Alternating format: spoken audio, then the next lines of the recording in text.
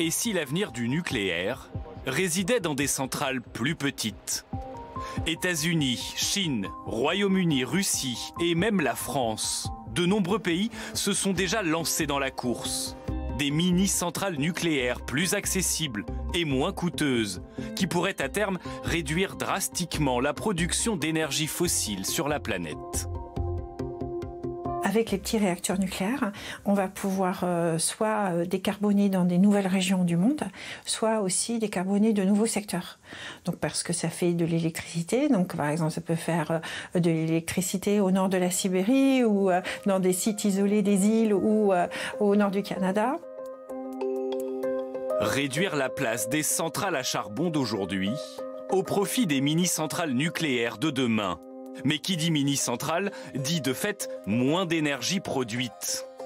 Là où une centrale nucléaire classique peut produire jusqu'à 1650 MW, le réacteur d'une mini-centrale peut lui atteindre au maximum 300 MW, soit une puissance divisée par 5. Une faiblesse qui peut être en réalité un atout, notamment pour les pays émergents ou les régions reculées dont les réseaux électriques n'ont pas de grosses capacités. Ce qui est intéressant avec les petits réacteurs, c'est que vous pouvez même aller jusqu'à les fabriquer en usine, c'est-à-dire les fabriquer en série, ce qui rend les choses plus faciles aussi pour des nouveaux pays qui veulent accéder au nucléaire.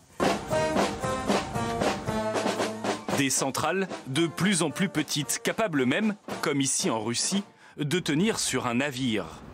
Ce bateau russe est en réalité une centrale nucléaire flottante, capable d'aller en Sibérie pour alimenter en électricité une ville de plus de 100 000 habitants.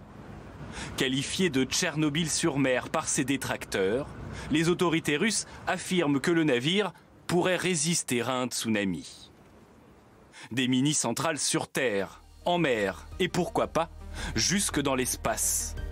Pour ses futures missions en direction de la planète Mars, la NASA teste elle aussi un mini-réacteur nucléaire qui pourrait être la façon la plus efficace d'obtenir durablement de l'énergie sur la planète rouge.